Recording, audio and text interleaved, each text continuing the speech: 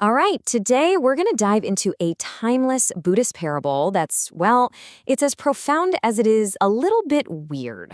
It's called the parable of the herd, and it really gets to the heart of the high cost of, faking it. So it all kicks off with this simple, almost funny question, right?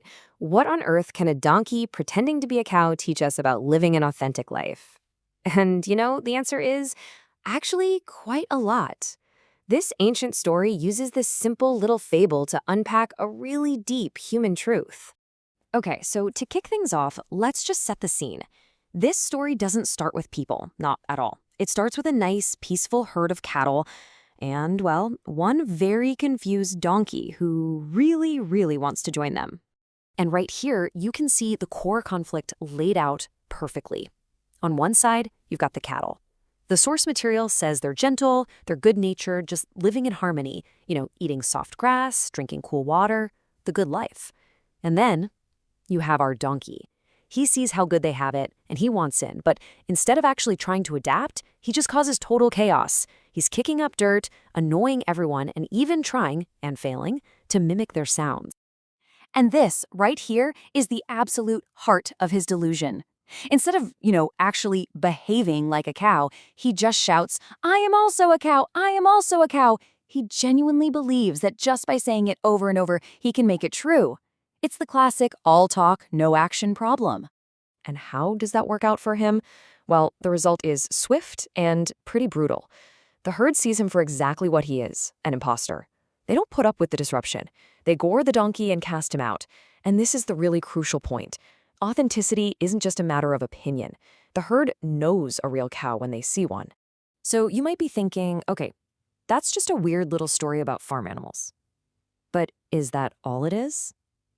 Of course not. This is where the parable takes a really sharp turn and starts to reveal its true purpose, its human lesson. So now the story shifts gears. We're moving away from the animal kingdom and into the world of people. And we're looking specifically at a community of spiritual monks. And as you're about to see, the whole setup is going to feel very, very familiar. And wow, the parallel here is absolutely striking. It's almost a perfect mirror.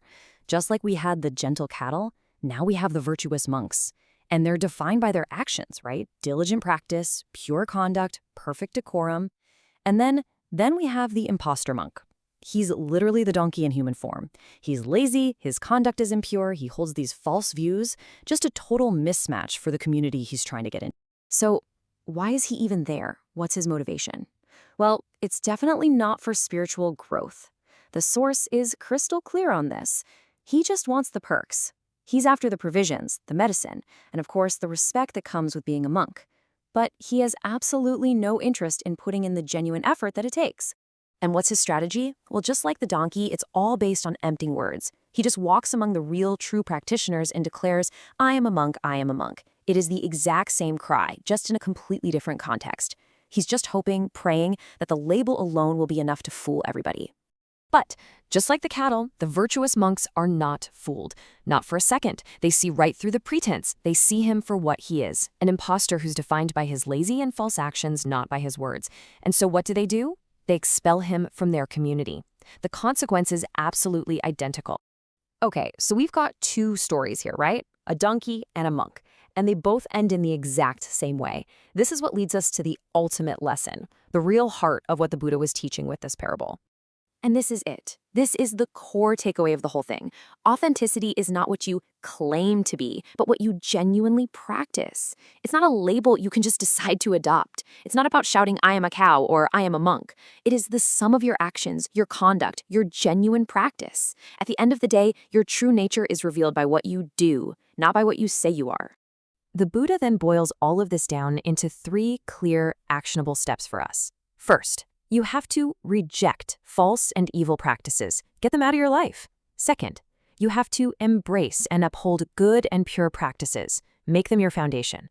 And third, and this is so important, learn this lesson well. Really internalize it. Understand that who you are is a direct result of the life you actually live. And that brings us to the final question. one for you to really think about. You know, in our modern world, which is so full of imitation and performance, this ancient lesson feels more relevant than ever, doesn't it? It kind of asks us to look at our own lives and ask ourselves, based on our actions, not our words, where do we actually belong? In a world of imitation, what does your true herd really look like?